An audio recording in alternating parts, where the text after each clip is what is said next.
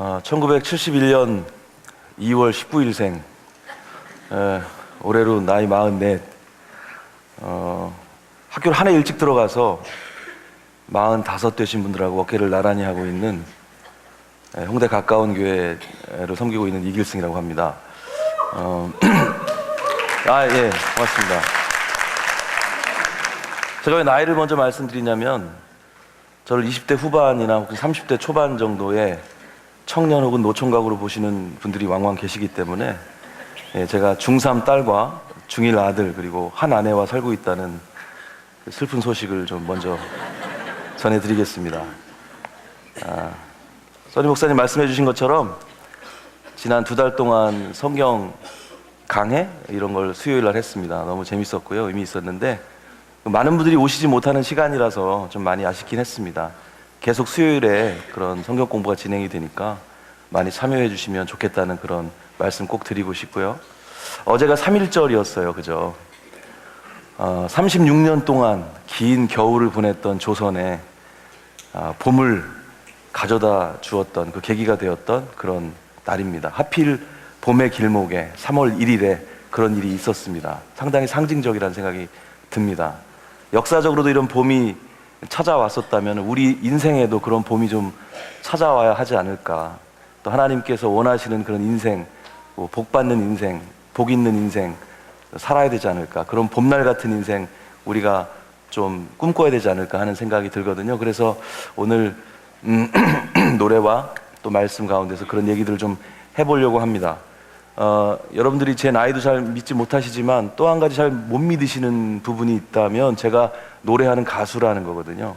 이 몸에, 이 얼굴에 노래 부릅니다. 노래 만들고요.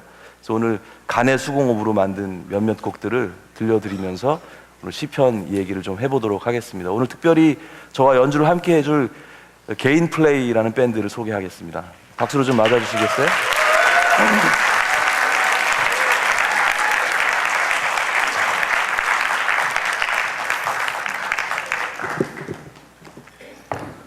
말씀드린 것처럼 우리 인생의 봄, 또 하나님이 우리에게 가져다 주시기를 원하시는 그 봄에 대해서 먼저 노래하면서 오늘 시간을 시작해 보도록 하겠습니다. 여러분 혹시 기대가 조금 되시나요? 여러분 믿음대로 될 겁니다. His love endures forever. His love endures forever. His love endures forever.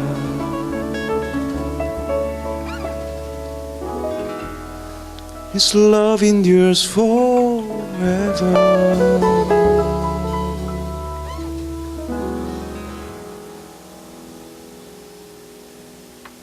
작은 산들 기쁨으로 띠를 띄었고 사람들은 즐거이 노래 부른다. 아침도 즐겁고 저녁도 즐거워라.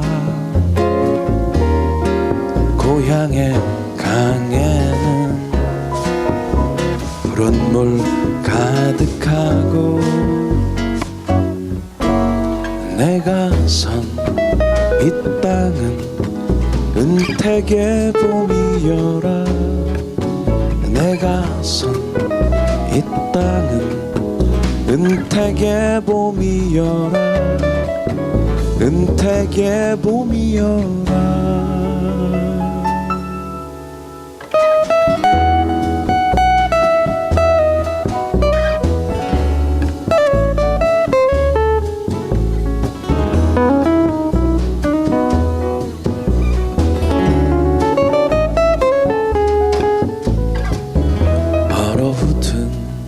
얼어붙은 모든 것들 녹아내리고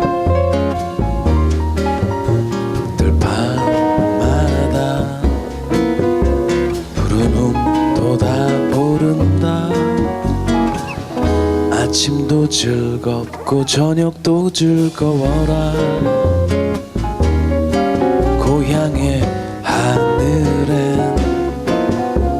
웃음만 가득하리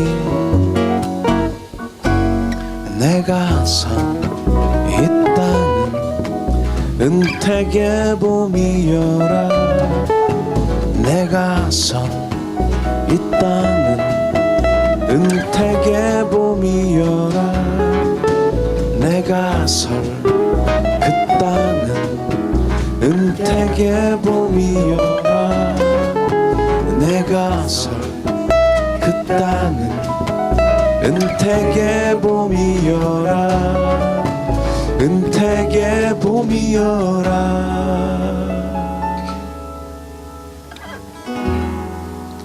His love endures forever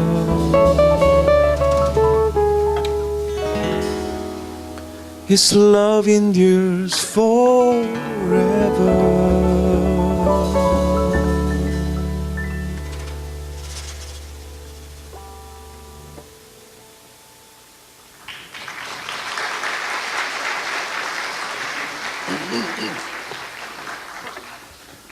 하나 둘 셋 내려가자 내려가자 강으로 가자 내려가자 내려가자 바다로 가자 흐르고 흘러 구르고 굴러 못나니 못나니 둥글게 되는 곳 내려가자 내려가자 집으로 가자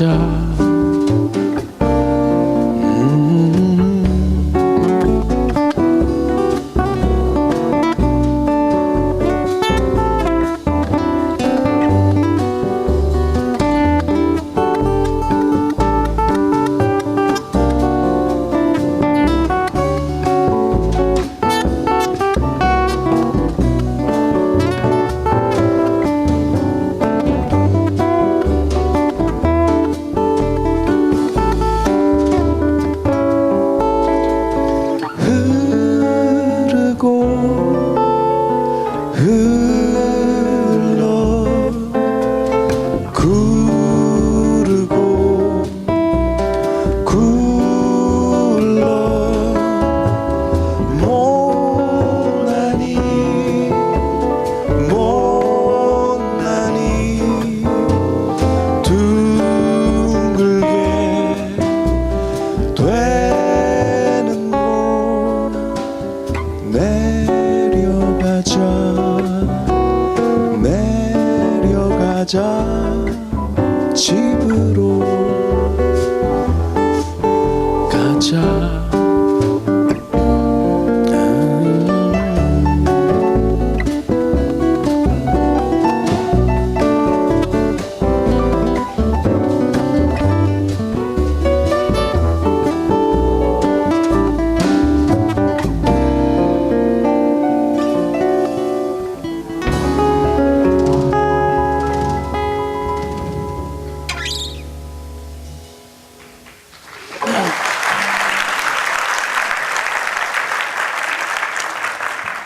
고맙습니다.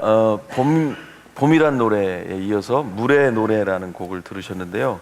물의 일생을 가만히 살펴보면은 물이 하늘에서 출발하잖아요. 하늘에서 출발해서 산으로, 산에서 더 아래 방향인 강으로, 강에서 더 아래 방향인 바다로, 바다에 이르러서 결국은 다시 하늘로 올라가는 그 물의 일생을 좀 생각을 해보게 됐습니다. 그래서 우리 인생도 이런 부르심에 맞게 아래로 아래로 또 내려가는 삶을 살다가 결국 하나님께 이르는 그런 사이클을 아름답게 가져갈 수 있으면 얼마나 좋을까 하는 생각을 좀 해보게 됩니다. 이 노래를 만들면서 떠오른 한 단어가 있었는데요. 이 단어를 잠깐 좀 보도록 하겠습니다. 법이라는 단어거든요. 이 단어를 가만히 살펴보면 물수가 보입니다. 물수와 갈 거자로 이루어져 있습니다. 물이 가는 길, 물이 가는 곳, 이것이 결국은 법이라는 것이죠. 물이 흘러가는 곳, 이것이 물이 흘러가는 방향, 이것이 질서다, 이렇게 얘기할 수가 있을 것 같습니다. 물의 노래와 법이라는 단어가 상당히 의미가 있게 연결이 된다는 생각을 해보게 됐습니다. 우리가 어찌하면 그렇게 부르심에 맞게 살 수 있을까, 이 부분에 대해서 시편이 많은 지혜를 주거든요. 그래서 오늘 시편의 이야기, 또 시편 1편을 중심으로 함께 좀 나누어 보려고 합니다. 지금 여러분들 눈앞에 펼쳐진 단어가 하나 있습니다. 읽으실 수 있으실까요? 어떻게 읽으실 수 있을까요? 샴페인이라고 읽으시면 잘 읽으시는 겁니다. 이 영어가 상당히 다양한 민족들의 언어가 섞였기 때문에 뿌리가 많이 다릅니다. 어떤 단어는 독일어에서 온 것도 있고 프랑스에서 온 것도 있고 막 이렇거든요. 이 단어는 특별히 프랑스가 어원인 그런 단어가 되겠습니다. 그래서 이 스펠링하고 발음이 약간 많이 좀 다르죠. 샴페인이라고 발음해야 맞는데요. 제가 이게 좀 보기와 다르게 영문학과를 나왔습니다. 그래서 우리 영문학과 다니는 사람들 속설이 있는데요. 영문도 모르고 들어가서 영문도 모르고 나오는 과다. 그래서 영문과다, 이런 얘기가 있는데요. 제가 딱 그런 케이스입니다. 제가 1학년 때 원서 강독 시간이 있었는데요. 제 얘기는 아니고 제 친구가 예습을 안 해와가지고 선생님이 이 단어를 이제 읽게 시켰거든요. 근데 이 친구가 예습을 안 해왔으니까 이제 읽을 방법이 있나요? 머뭇머뭇거리다가 갑자기 발음을 했습니다. 침팬지, 이렇게 발음했습니다. 그래서 우리 과에 상당히 전설이 된 그런 스토리가 돼버렸는데요. 그 친구에게 이 단어를 한번 읽어보라고 하면 어떻게 읽을까 하는 생각을 해봤습니다. 풋살무스, 이렇게 읽지 않을까요? 예. 우리가 공부하려고 하는 시편의 영어 단어입니다. Psalms라고 읽는데요. 사실은 그 친구의 발음이 상당히 원초적이고 내추럴한 발음은 맞습니다. 왜냐하면 이 Psalms의 어원이 풋살무스에서 왔거든요. 헬라어 푸살모스라는 단어에서 유래했는데요. 히브리어 미즈모르라는 단어의 번역입니다. 이 미즈모르라는 단어는 현악기에 맞추어 노래한다라고 하는 의미를 가지고 있고요. 저같이 현악기의 반주에 맞춰 노래하는 그런 사람이 시편을 얘기하는 게 상당히 자연스럽지 않습니까? 저 혼자 하는 생각인지도 모르겠습니다만, 시편의 구성을 보면 시편은 150편까지 있습니다. 상당히 긴 책이죠. 여러분들 성경을 펼쳐보시면 시편이 5권으로 구성되어 있는 것을 알 수가 있습니다. 이렇게 1권, 2권, 3권, 4권, 5권 해서 150권으로 구성되어 있고, 또 이런 폼은 주전 4세기, BC 4세기경에 이렇게 완성이 된 것으로 알려져 있습니다. 오늘 저희가 그런데 이 150편을 다 얘기할 수는 없고요. 이 150편의 서론이 될 만한, 이 150편을 요약한다면 가장 한 편에서 이 150편 전체의 핵심을 얘기하고 있는 그 한 편을 고른다면 어디일까요? 바로 시편 1편입니다. 시편 1편과 2편이 시편 전체의 서론이라고 얘기를 하는데요. 그 중에서 오늘은 1편을 조금은 꼼꼼하게 한번 읽어보도록 하겠습니다. 함께 읽으실 시간입니다. 시편 1편을 한번 소리 내서 한번 속도를 좀 맞춰가지고 읽어볼 텐데요. 이건 개역 개정판입니다. 쉬운 성경도 있지만 조금 더 시적인 맛은 옛날 말이 조금 들어가 있는 게 더 좋거든요. 그래서 개역 개정판으로 준비를 했습니다. 한번 함께, 다 보이시죠? 함께 읽어보도록 하겠습니다. 시작.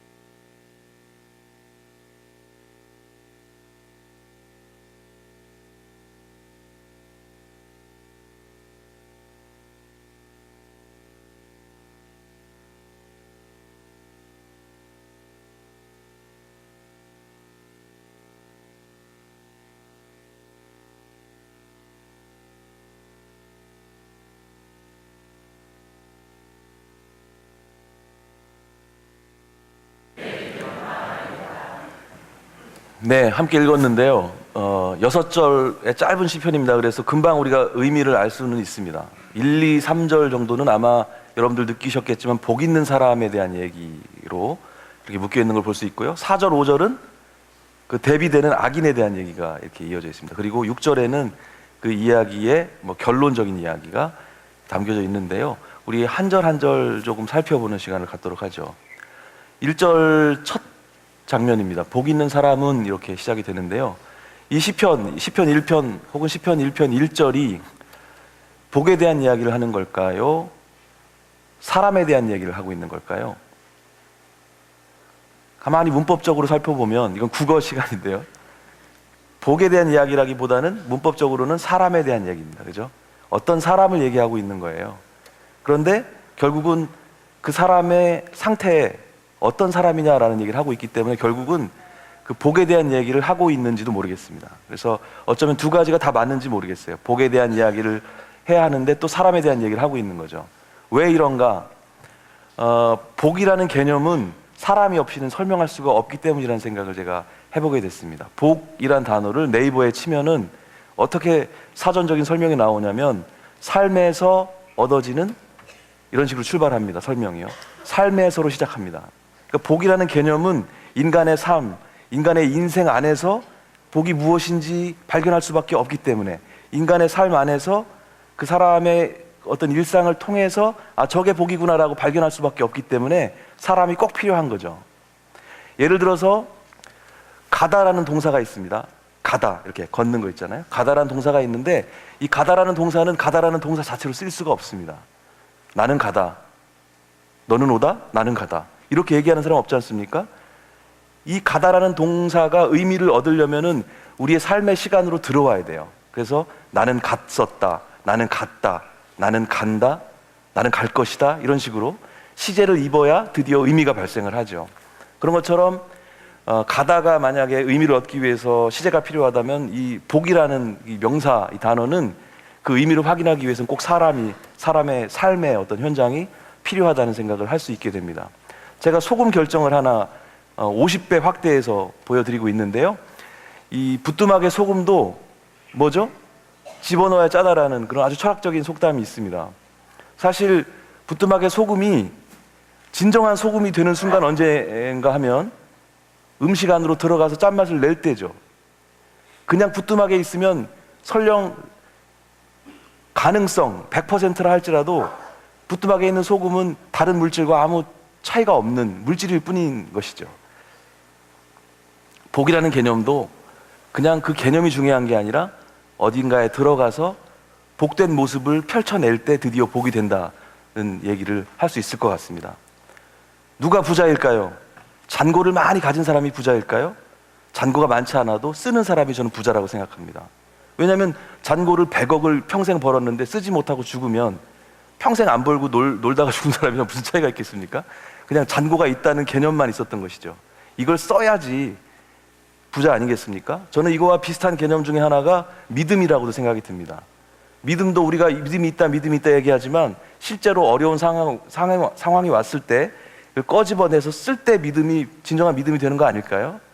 내가 믿음이 있다는 것은 믿음을 쓸 때 비로소 믿음이 된다는 것, 이것도 같은 개념의 이야기라고도 볼 수가 있겠습니다. 복 있는 사람은으로 시작하는데 그래서 시편의 시인은 복을 얘기하고 싶었지만 복 있는 사람은 이라고 시작할 수밖에 없지 않았나, 이런 생각을 해보게 됩니다. 그러면 복 있는 사람은 어떤 사람일까? 성경이 말하는 복 있는 사람은 어떤 사람일까? 우리가 생각하는 복과 무엇이 다를까? 이런 생각을 하면서 이어서 보도록 하죠. 악인들의 꾀를 따르지 아니하며 죄인들의 길에 서지 아니하며 오만한 자들의 자리에 앉지 아니하고, 이 세 가지 내용이 나오는데요. 이것은 각각의 내용이 아니고 한 가지 내용입니다. 히브리 시는 평행법이라는 걸 즐겨 쓰는데요. 평행법은 비슷한 내용을 좀 다른 표현을 섞어가지고 쓰고 있는 겁니다. 그래서 어떤 한 문장이 이해가 잘 안 되잖아요. 그럼 그 다음 문장의 평행 구조를 보면 이해할 수 있게 만들어 놓은 그런 장치가 많이 있습니다. 그래서 이 악인들의 꾀를 따르지 않고 죄인들의 길에 서지 않고 오만한 자들의 자리에 앉지 아니하고는 결국은 한 아이디어라고 볼 수가 있습니다. 그런데 가만히 살펴보면 약간의 변화가 있습니다. 동사를 가만히 주목해서 보시면 조금 변화가 있죠. 발전적인 변화가 있습니다. 어떤 변화가 있나요? 밑줄을 보시면 따르지에서 그 다음 단계 서지로 바뀐 다음에 앉지로 바뀝니다. 그죠? 예, 가만히 보면 영어 단어로도 보면 walk, stand, sit, 예, 이렇게 되는 겁니다. 이거 되게 자연스럽지 않습니까? 앉으려면 찾아다녀야 되잖아요. 어딜 찾아다니다가 그 다음에 좀 여기가 괜찮을 것 같은데 하고 섰다가 머물러 보고 앉을 자리를 확인하고 앉는 겁니다. 이거는 정말 자연스러운 사람의 그런 행동이라고 볼 수 있죠. 그런데 문제는 악인들의 꾀, 죄인들의 길, 오만한 자들의 자리라는 겁니다. 이것이 그렇지만 너무나 유혹적이고 그렇게 우리가 쉽게 갈 수밖에 없는 아주 내추럴하고 자연스러운 어떤 과정이라는 거죠. 그러니까 인간이 타락해가는, 인간의 성품과 행동이 타락해가는 너무나 자연스러운 과정을 이렇게 그리고 있다라고 볼 수가 있습니다. 그렇지만 복 있는 사람은 이런 것들을 어떻게 한다고 되어 있습니까? 하지 않는다. 이런 자연스러움을 결국은 다른 말로 한다면 거부한다. 이런 인간의 자연스러움을 거부한, 자연스러움이란 단어 여러분 좋아하시지 않나요? 저도 자연스러움이 너무 좋거든요. 자연스러움이란 단어는 사실은 우리가 양면성을 볼 줄 알아야 된다고 생각합니다. 좋은 의미만 있는 게 아니거든요. 자연스러움이라는 게 내추럴하다 하는 말은 정말 우리가 뭐 좋은 의미로, 긍정적인 의미로 많이 쓰지 않습니까? 참 오늘 너 내추럴해 보여 그러면 그게 뭐 칭찬으로 들리지 않습니까? 그렇죠? 제가 야고보서를 읽다가 이런 구절을 발견했어요. 이러한 지혜는 위로부터 내려온 것이 아니요 땅 위의 것이요 정욕의 것이요 귀신의 것이니라는 문장을 읽었는데요. 이 정욕의 것이라는 것이 어떤 의미일지 좀 궁금했어요. 그래서 영어 성경을 살펴보니까 어떻게 매칭이 되어 있냐면 여러분 보시다시피 뭐로 되어 있습니까? 내추럴로 되어 있어요. 내추럴. 그러니까 내추럴하다는 것은, 성경이 말하는 내추럴하다는 것은 이거는 가치 중립적인 겁니다. 어찌 보면 그 밑에 써놨는데요. 이 정욕이라는 말에 헬라어, 그러니까 그리스어를 찾아보면 푸시퀴코스라고 되어 있는데요. 이 의미는 동물적인 삶의 원리, 본능적인 거, 그런 거 본능적인 거죠. 인간이 짐승들과 함께 가지고 있는 공통점인 거예요. 그러니까 우리가 술이 과하다거나 정신을 잃게 되면은 이런 삶으로 들어가게 되는 겁니다. 내가 스스로 컨트롤할 수 없는 상황이 되는 거죠. 그런 상황으로 넘어가지 않는다는 겁니다. 복 있는 사람은. 그러니까 이런 것들을 제어한다는 것이죠. 복 있는 사람은 결국은 이런 것들 따르지 않고 서지 않고 앉지 아니한다라고 얘기를 하고 있습니다. 그러면 상당히 소극적이잖아요. 뭘 피하고 안 하고 하는 부분 소극적이라면 2절에서는 어떤 얘기를 하고 있는가 하면은, 그렇다면 복 있는 사람은 무슨 일을 하느냐, 뭘 하느냐에 대해서 말씀을 해주시고 있습니다. 오직 여호와의 율법을 즐거워하여 그의 율법을 주야로 묵상하는도다 되어 있습니다. 율법이라는 말은 좀 어려운 말이기도 한데요. 원래는 모세 오경을 율법이라고 죄송합니다. 얘기했었습니다. 모세 오경하면 창세기, 출애굽기, 레위기, 민수기, 신명기, 이 5권의 책이 모세라는 사람이 썼다 해서 모세 오경이라고 하는데, 이 오경을 전통적으로 율법이라고 했었는데요. 그 이후 후대에 와서는 구약 전체를 가리키는 말로 이 율법이라는 말을 썼고요. 이 시편 안에서는 교훈이라는 의미로 쓰여집니다. 교훈, 하나님의 교훈. 근데 하나님의 교훈은 어떤 바탕에서 나오는 걸까요? 하나님의 교훈은 하나님의 질서, 하나님 나라의 질서를 바탕에 둔 교훈이다라고 생각할 수가 있겠죠. 율법을 즐거워한다는 건 또 어떤 의미일까를 생각해 봤습니다. 율법을 즐거워하는 사람은 누굴까요? 아마도 이 세상의 법의 부조리, 이 세상의 법의 질서 없음에 대해서 안타까워하고 가슴 아파하는 사람, 그리고 정말 이 세상의 무질서로 인해서 고통받는 사람들을 바라보면서 너무 가슴 아픈 사람들이 하나님 나라의 온전한 질서에 대해서 갈망함이 있을 것 같아요. 그런 사람들에게 비로소 이 율법이 즐거움이 될 거라고 생각합니다. 여러분, 복음이라는 말도 사실은 어떻게 생각해 볼 수 있는가 하면, 복음이 즐거운 사람들이 있잖아요. 우리가 다 복음이 즐거워서 여기 있는 거 아니겠습니까? 그렇죠? 복음이라는 것은 사실은 하나의 소리라고 볼 수가 있습니다. 음자를 쓰거든요. 복음, 복된 소리. 근데 복된 소리가 즐겁다는 거 어떤 의미일까요? 음향과 음악이라는 단어가 있는데요. 음향과 음악의 단어의 차이를 생각해 본 적이 있습니다. 음향은 그냥 울림이거든요. 근데 음악은 뭔가요? 어떤 차이가 있나요? 즐거움의 차이가 있는 거거든요. 어떤 소리인데 나를 즐겁게 하는 소리가 음악이 되는 겁니다. 어떤 사람이, 저는 에릭 클랩튼을 좋아하는데 에릭 클랩튼이라는 기타리스트의 기타를 들으면서 막 좋아요? 즐거워요? 그러면 그 사람한테는 그게 음악이겠지만, 어느 분이 에릭 클랩튼의 그 하드락 사운드를 들으면서 시끄러워요? 괴로워요? 그러면 그 사람한테는 그 음악이 아닌 거죠. 음향인 거죠. 어떤 사람이, 그런 사람은 좀 적겠지만 칠판을 손톱으로 긁는 소리 있지 않습니까? 삑 하는 소리. 이런 소리는 대부분 음향으로 듣지만 어떤 사람이 그걸 즐길 수 있다고 생각해 봅시다. 긁으면서 좋아요. 아, 좋아. 끽 하면서. 그럼 그 사람한테는 그 끽 소리가 음악인 거죠. 예. 그러니까 즐거움이 있느냐 없느냐의 차이가 있습니다. 그렇다면 복음이라는 단어를 생각해 볼 때, 복음도 하나의 소리로 우리가 생각해 볼 수 있지 않겠습니까? 복음이 여러분들에게 음악입니까? 음향입니까? 복음이 즐거우십니까? 이 즐거움의 원인이 뭡니까? 복음이라는 그 의미 안에는 예수님이 우리를 위해 죽으셨다, 한 사람이 나를 위해 죽었다는 그런 스토리가 들어가 있습니다. 그 죽음의 스토리가 나를 즐겁게 하려면 내가 죄인이었다, 나는 죄인이다라고 하는 그런 자기 정체감이 있는 사람이 비로소 복음이 즐거운 거가 되겠죠. 그게 없으면 복음이 즐거운 이유가 없습니다. 내가 죄인이 아닌데 복음이 무슨 의미가 있겠습니까? 그렇지 않겠어요? 마찬가지로 율법을 즐거워한다는 것 또한 온전한 법이 아니기 때문에, 이 세상 자체가 온전한 법이 있는 곳이 아니기 때문에 거기에 대한 안타까움과 절망과 좌절이 느껴지는 사람들에게는 하나님 나라의 법이 그렇게 간절하고 즐거워질 수밖에 없다는 것이죠. 우리가 국회가 있지 않습니까? 국회가 뭐 하는 곳이죠? 국회는 입법기관입니다. 법을 만드는 곳이에요. 왜 법을 계속 만들어야 되죠? 이 땅의 법이 온전하지 않기 때문입니다. 계속 새로운 법이 만들어져야 하기 때문이에요. 그렇지만 하늘나라의 법은, 율법은 온전합니다. 그 온전한 법에 대한 갈망, 그 갈망이 율법을 즐거워하게 만들고 그 율법을 주야로 묵상하게 만드는 것이죠. 주야로 묵상한다는 말 생각해 봐야 될 필요가 있는데요. 히브리어로 하가라고 표현합니다. 근데 이 묵상한다는 표현은 어떤 의미를 가지고 있냐면, 히브리적인 그런 사상으로는 사자가 먹이를 움켜쥐고 그르렁대고 있는, 어디부터 먹을까, 침을 질질 흘리고 있는 그런 장면을 묵상하다라는 단어가 표현하고 있습니다. 그리고 또 한 가지는 중얼거린다는 의미가 있어요. 중얼중얼거린다는 의미가 또 한 가지가 있습니다. 계속 입에 중얼거리는 거, 계속 입에 중얼거리게 되는 것은 뭔가 내 마음속에 있는 것이죠.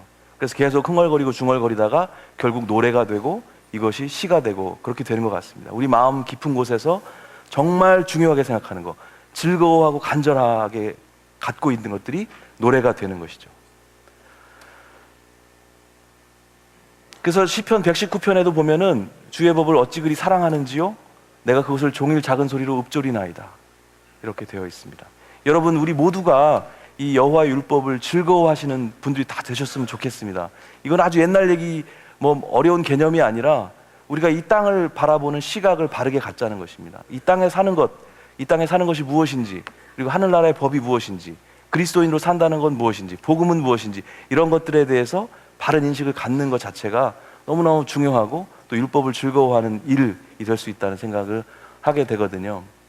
그리고 이 묵상을 하게 되면은 자기가 묵상을 하는 걸 닮아가게 되는 것 같습니다. 텔레비전을 너무 좋아해서 텔레비전을 묵상하는 사람들은 텔레비전을 닮아갑니다. 여러분들 그런 거 아시죠? 텔레비전에 나오는 누군가를 닮아갑니다. 돈을 너무 사랑하는 사람은 돈을 닮아갑니다. 돈처럼 네. 하나님을 사랑하는 사람은 어떻게 될까? 하나님 묵상하는 사람은 하나님을 닮게 되겠죠. 하나님은 그 자체가 복이십니다. 그 복 자체를 묵상하는 사람들은 당연히 복된 사람이 될 수밖에 없겠죠. 그래서 우리가 함께 그런 복된 하나님을 닮아가자는 차원의 노래를 같이 좀 불렀으면 좋겠습니다. 제가 최근에 만든 가사는 예전부터 있었던 가사긴 했는데요. 이 노래를 제가 한번 부르고 여러분들 제가 부르는 동안에 좀 빨리 익히세요. 익히신 다음에 두 번째 부를 때는 우리가 이미 10년 전부터 알고 있었던 노래처럼 같이 합창하면 너무 좋을 것 같습니다. 그렇게 내가 하나님 묵상하고 닮아가겠습니다 하는 마음을 가지고 좀 부르시면 너무 좋을 것 같습니다.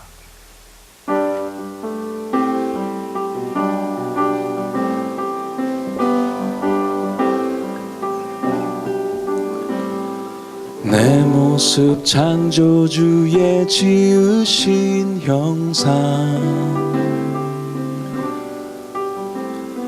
내 눈을 지으신 주님 그가 보시니 그의 눈에 보이는 것 나도 보기 원하여 내 주님을 따라가네 닮아가네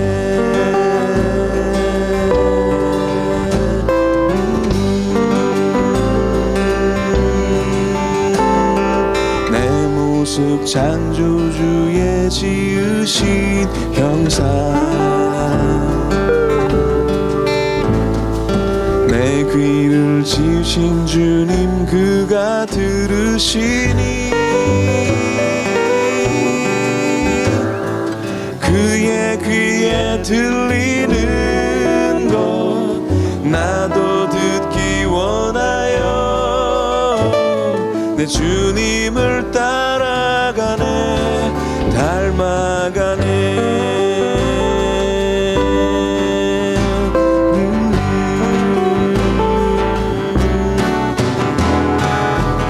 모습 창조주의 지으신 형상 내 입을 지으신 주님 그가 말하시니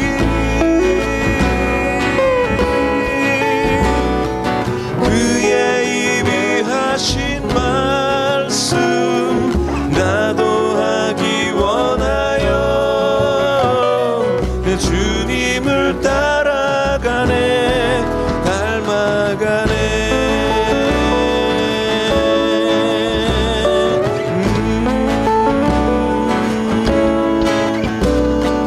내 모습 창조주의 지으신 형상 내 손을 지으신 주님 그가 일하시니 그의 손이 하시는 일 나도 하기 원하여 내 주님을 따라가네 닮아가네 같이 하실 차례입니다. 내 모습 창조주의 지으신 형상 내 모습 창조주의 지으신 형상 내 눈을 지으신 주님 그가 보시니 그의 눈에 보이는 것 나도 보기 원하여 내 주님을 따라가네 닮아가네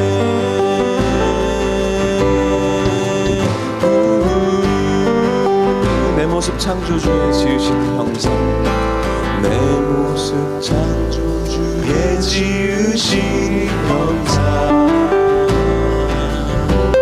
내 귀를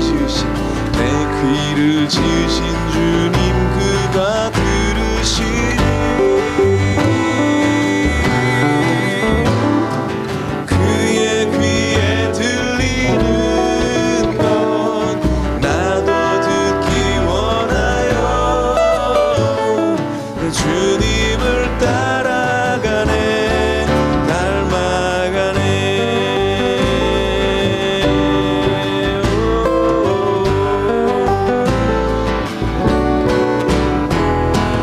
내 모습 창조주의 지으신 형상 내 입을 지으신 주님 내 입을 지으신 주님 그가 말하시니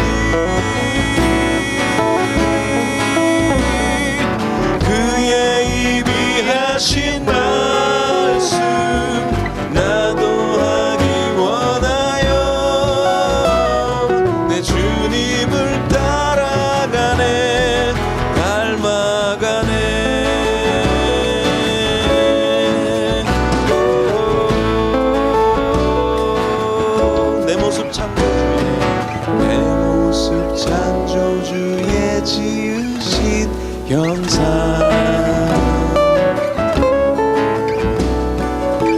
내 손을 지으신 주님 그가 일하시니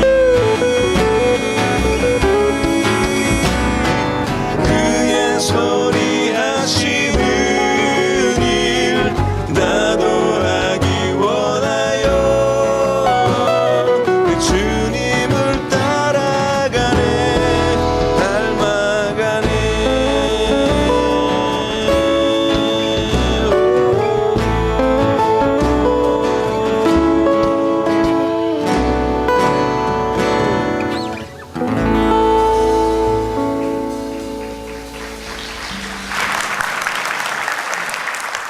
예, 모두 함께 그렇게 우리 부르심, 하나님의 형상으로 살도록 부르신 그 부르심에 따라서 그렇게 잘 살아가는 모두가 되었으면 하는 그런 바람입니다.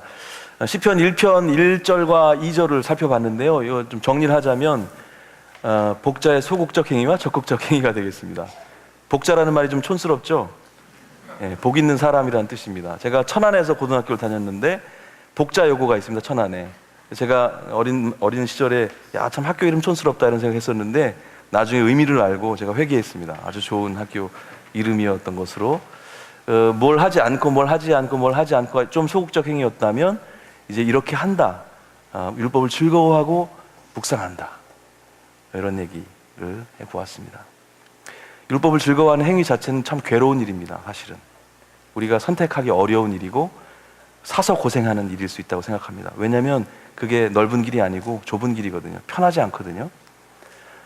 3절 보겠습니다. 그는 시냇가에 심은 나무가 철을 따라 열매를 맺으며 그 잎사귀가 마르지 아니함 같으니 그가 하는 모든 일이 다 형통할 것이다. 이렇게 복 있는 사람의 그런 어떤 상태를 3절에서 얘기해 주고 있습니다. 이 상태는 어떤 상태인가요?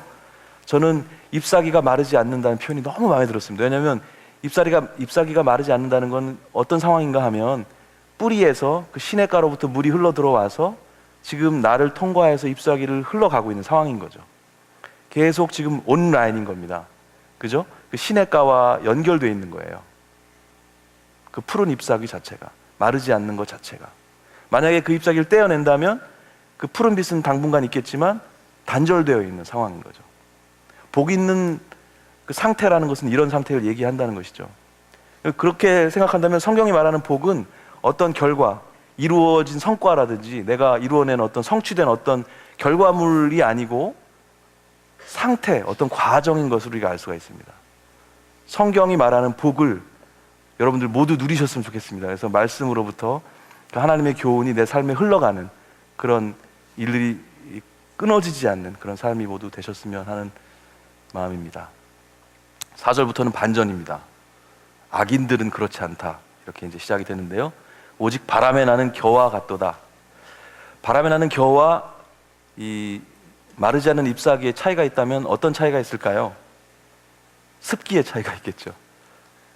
겨는 습기가 없습니다. 그래서 그 오른쪽에 키질하는 장면을 제가 사진을 넣었는데요. 이렇게 던지면 바람이 불죠. 바람이 불면 어떻게 됩니까? 겨들은 다 날아갑니다. 그리고 알곡은 떨어집니다. 알곡은 습기를 머금고 있기 때문에 그 무게가 있기 때문에 바닥에 모이죠. 그래서 의인들의 모임이라고 하는 것은 그렇게 상징적으로 이 키즈라는 장면과 연관이 되어 있습니다. 그래서 이 바람이라는 것은 하나님의 심판이 되겠죠. 이 심판을 견디지 못하는 거예요. 이 하나님의 교훈을 받지 못하는 사람들은 그 하나님의 심판을 견디지 못하는 겁니다. 그런 삶이 없으면 그렇다는 얘기가 이제 4절과 5절의 이야기입니다. 그런데 여기서 우리가 한 가지 안타까운 것은 이런 겨들의 삶이 우리를 되게 부럽게 한다는 겁니다. 사실은 악인들의 삶인데 이렇게 딱 이건 악인들의 삶이야라고 우리가 규정하기 어려울 정도로 매력적이고 풍성하게 다가온다는 것이죠. 저 사람들은 늘 질서도 어기고 눈에 보이지 않게 사기도 치고 하면서 잘 사는데 나는 정직하게 살려고 하는데 늘 세금 꼬박꼬박 내고 어렵게 살아요. 그런 거 보면 분통 터지지 않습니까? 야, 너무 삶이라는 게 좀 부조리하고 이게 뭔가 그렇게 안타까운 분들 여기 많이 계신 것 같습니다. 끄덕끄덕 하시는 분들이. 그러나 그들의 삶은 어떤 삶이라고요? 겨의 삶이라는 겁니다. 여기서 우리가 좀 위로를 받을 필요가 있겠죠. 그래서 말로만 위로할 게 아니라 제가 노래로 위로해 드리겠습니다. 그래서 제 친구가 만든 이 바람에 나는 겨와 같도다를 모토로 만든 노래가 있어서 제가 오늘 여러분들께 그렇게 부조리한 시대를 살아가면서 정직하게 살려고 애쓰시는 여러분들 분통 터지는 가슴에 이 노래를 선물해 드리려고 준비했습니다. 저는 제 노래가 아니면 잘 안 부르는데요, 오늘은 특별하게 남의 노래를, 친구의 노래를 한번 불러보도록 하겠습니다.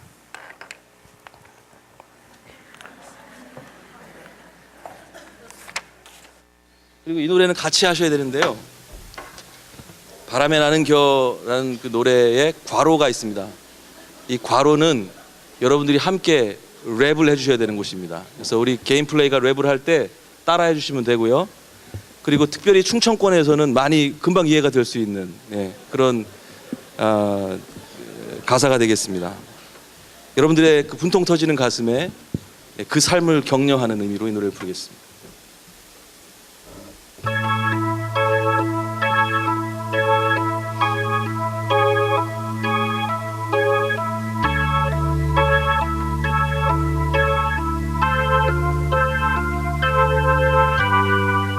이해할 수 없어 어떻게 나쁜 놈들만 이렇게 잘 살아가는지 분노하게 돼. 같이 하셔야 돼요. 멋지게 살아가는 건 오직 악당들 뿐이야.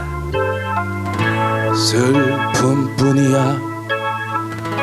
후회 없는 저 눈빛들 나만 눈물 흘리고 있어. 자꾸 악만 남게 돼. 마음은 초조해지고 불안만 쌓이지. 그러나 저들은 바람에 나는겨 그런겨 다들 그런겨. 그러나 저들은 바람에 나는겨 그런겨 바람에 나는겨 바람에 나는겨 그런겨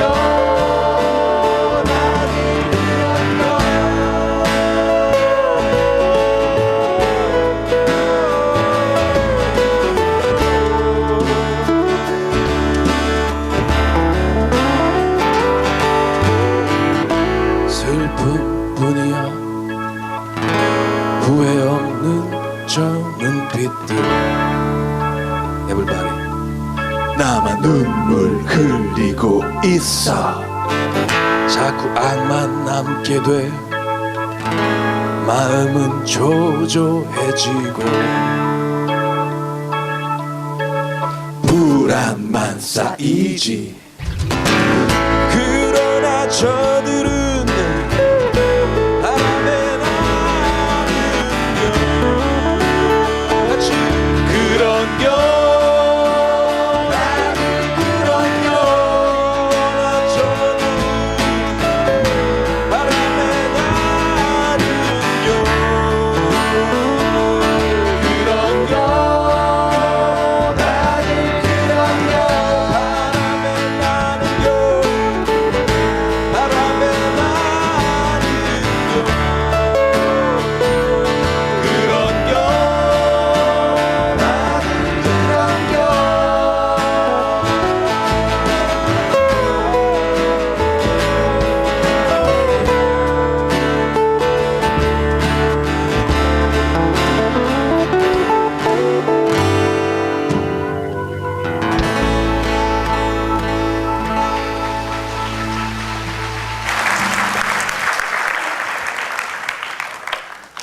어떻게 좀 위로가 되셨습니까?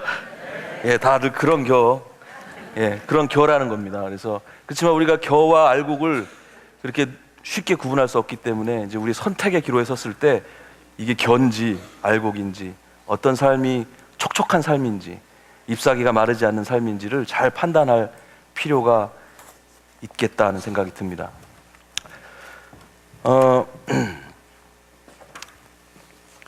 이제 마지막 절입니다. 6절에 보면 무릇 의인들의 길은 여호와께서 인정하시나 악인들의 길은 망하리로다. 의인들의 길, 알곡의 길 되겠죠. 악인들의 길, 겨의 길이 되겠습니다. 말씀드린 것처럼 그렇지만 우리가 이 복 있는 사람으로 산다는 것, 그리고 이런 길을 선택한다는 것은 그렇게 만만치는 않은 일인 것 같습니다. 하나님이 말씀하시는 복, 하나님의 질서, 그 질서를 정말로 마음속에 품고 이 시대를 보고 아파하는 가슴, 그런 가슴을 안고 일부러 괴롭게 사는 인생이 정말 중요하고 하나님 기뻐하시는 인생이라고 저는 생각합니다. 물론 우리는 쉽게 살 수가 있죠. 조금 더 어떤 위치에 따라서 내가 뭐 어떤 법이 있어도 피해 다닐 수도 있고, 또 이 땅에서, 이 부조리한 땅에서 또 나름대로 승승장구할 수 있겠습니다. 그렇지만 그 길을 포기하고, 그 넓은 길을 포기하고 하나님의 법, 그 온전한 질서를 갈망하면서 가난한 이들과 함께, 작은 사람들과 함께 걸어가는 삶, 그것이 우리 함께하는 교회가 꿈꾸는 그런 방향이라고 저는 믿습니다.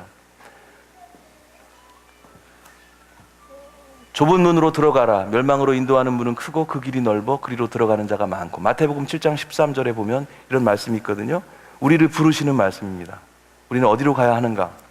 좁은 문으로 들어가고 좁은 길로 들어가는 것, 그것이 어떤 삶인지 함께 계속 묵상했으면 좋겠습니다. 만만치 않은 삶입니다.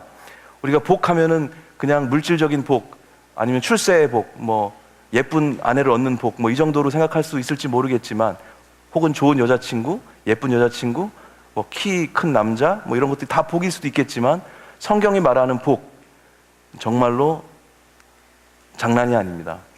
심령이 가난한 자, 애통하는 자, 온유한 자, 의에 줄이고 목마른 자, 긍휼히 여기는 자, 마음이 청결한 자, 화평케 하는 자, 의를 위하여 심지어 박해를 받는 자, 나로 말미암아 욕하고 박해하고 거짓으로 너희를 거슬러 모든 악한 말을 할 때 그것들을 받고 있는 자, 그런 자들이 복이 있다고 말씀합니다. 이걸 우리가 소위 팔복이라고 하는데요, 시편 1편의 복과 이 복과 다르지 않습니다.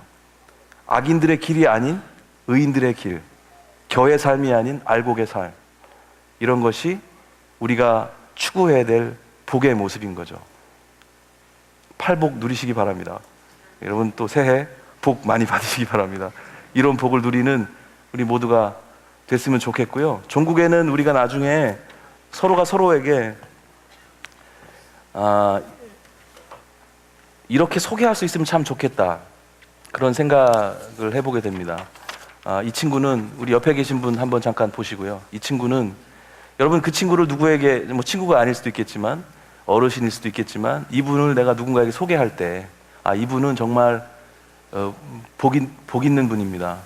그 좁은 길을 마다하지 않고 걸어오신 분입니다. 이렇게 누군가에게 자랑할 수 있는 그런 관계가 된다면 참 좋지 않겠습니까? 그죠? 우리가 서로를 보면서 이 친구 정말 내가 보장해, 정말 멋진 친구야, 좁은 길을 걸어온 친구고 하나님 나라의 질서를 꿈꾸고 아픈 자들과 어려운 자들과 함께 해온 친구야, 예수님을 닮아가는 친구야, 이렇게 소개할 수 있는 그런 사람들 관계가 되면 참 좋겠다는 마음이 있어서 제가 그런 노래를 한 곡 또 만들었습니다. 그래서 그 노래를 전해드리도록 하겠습니다. 서로 우리 옆에 계신 분들을 좀 이렇게 축복하는 마음으로 들어주시면 좋을 것 같아요.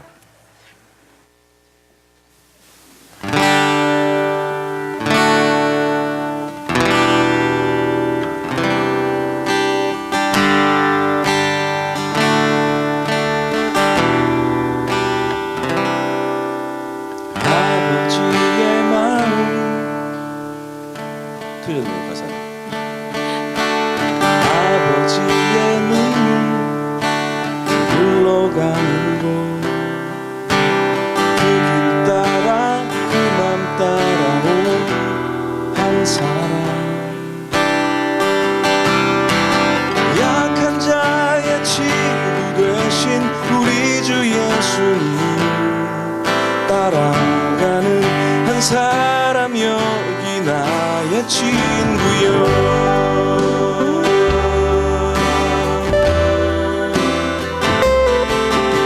그 아버지의 기쁨, 너 넘쳐나는 곳 그 길 따라 그 맘 따라온 한 사람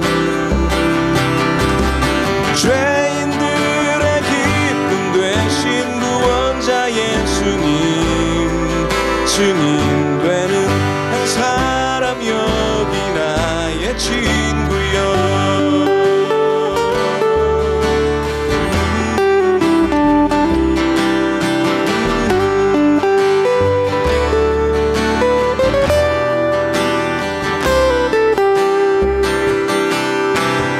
아버지의 마음 기다리는 곳 그 길 따라 그 맘 따라온 한 사람 아름다우신 우리 주 거룩한 예수님 닮아가는 한 사람 여기 나의 친구여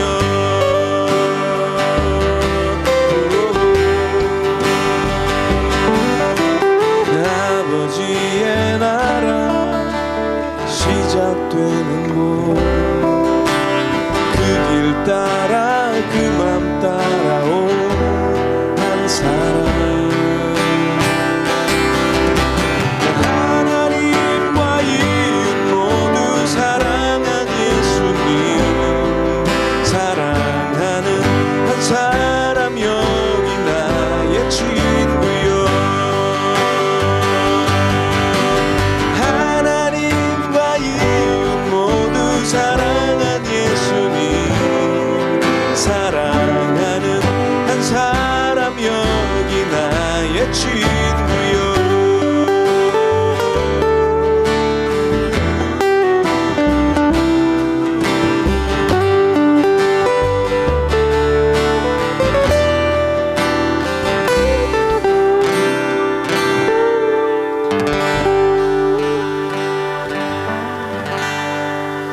예, 진심으로 서로가 서로를 이렇게 소개할 수 있는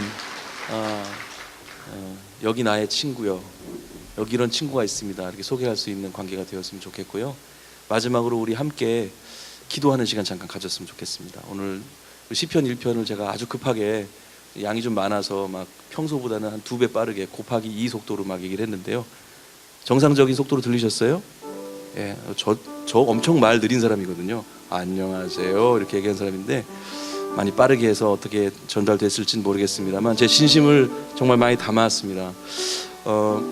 1편, 시편 1편 통해서 우리가 좀 배워야 될 교훈들이 있다면 오늘 좀 그걸 붙들고 기도했으면 좋겠고요. 또 우리가 지금 노래한 것처럼 우리 오른쪽에 계신 분 위해서 기도했으면 좋겠습니다. 자신을 위해서 기도하시고 또 지금 오른편에 앉으신 이분이 정말 그런 한 사람이 되실 수 있도록 좁은 길 걸으시면서 하나님 나라를 꿈꾸는 그런 사람이 되실 수 있도록 우리가 서로 잘 모르실 수도 있겠지만 오른편에 계신 분을 위해서 우리가 이 시간에 잠시 기도하는 시간 가지면 좋겠습니다. 함께 기도하시죠. 하나님, 오늘 시편 1편을 통해서 복 있는 사람이 누구인지, 어떤 삶이 복된 삶인지, 또 복은 무엇인지 생각해 보았습니다. 하나님 나라 그 질서를 늘 갈망하고 이 부조리하고 질서 없는 세상 가운데서 어떻게 하면 살아남을까를 고민하기보다는 하나님 나라의 질서를 부여잡고 이 부조리한 시대를 바라보면서 가슴 아파하고 눈물 흘리는 애통해하는 그런 복된 자들이 모두 될 수 있도록 하나님 우리를 축복해 주시기를 원합니다. 우리 오른편에 앉으신 그분이 정말 그 복된 자, 복자의 모습이 될 수 있도록 하나님 우리가 갖고 있는 정말 천박한 복의 개념들이 바꾸어지고 정말 하나님 원하시는 그 행복한 사람들, 복된 사람들 모두 될 수 있도록 하나님 도와주시기를 구합니다. 정말 시냇가에 심은 나무처럼 그 습기가 마르지 않는 그 잎사귀들처럼 주님의 교훈이 우리의 삶을 움직이는 그런 하루하루 살아갈 수 있도록 하나님 도와주시기를 구하고 원합니다. 하나님 감사합니다. 자리에서 함께 일어나셔서 우리 함께 노래하는 시간 갖겠습니다. 시편 1편을 정리할 수 있는 노래일 수도 있을 것 같은데요. 함께 마음을 가지고 마음을 다해서 노래하시고 우리 써니 목사님 또 마무리 기도해 주시고 오늘 시간을 마치도록 하겠습니다. 가능하시면 뭐 옆에 계신 분들 좀 이렇게 가능하신 방법으로 이렇게 좀 축복하면서 노래하면 좋을 것 같습니다. 너는 시냇가에 심은 나무라 하나님의 사랑 안에 믿음 뿌리 내리고 주의 뜻대로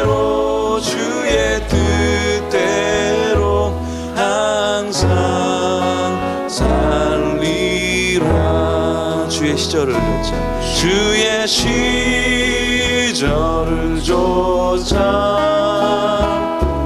구원 열매 맺으면 주의 영화로운 빛 너를 보호하리니 주의 뜻대로 항상 살리라.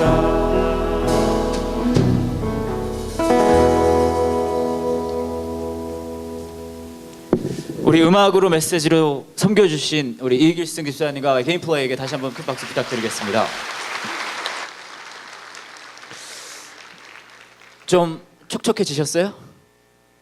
좀 축축해 보이세요. 같이 기도하겠습니다. 복 있는 사람은 악인들의 꾀를 따르지 아니하며 죄인들의 길에 서지 아니하며 오만한 자들의 자리에 앉지 아니하고 오직 여호와의 율법을 즐거워하여 그의 율법을 주야로 묵상하는도다. 그는 시냇가에 심은 나무가 철을 따라 열매를 맺으며 그 잎사귀가 마르지 아니함 같으니 그가 하는 모든 일이 다 형통하리로다. 하나님께서 우리 삶 속에 계속해서 노래하십니다. 시편을 통해서 노래하시고 말씀으로 노래하시고 우리 삶의 여러 가지 모습으로 노래하십니다. 우리의 참 주인이 되기를 원하시고 우리 삶 속에 하나님께서 정말 원하시는 그 하나님의 뜻에 맞게 사는 그 복이 우리 삶 속에 일어나길 원하신다고 노래하십니다. 하나님, 우리가 그 노래를 들을 수 있게 도와주세요. 그 노래를 부를 수 있게 도와주세요.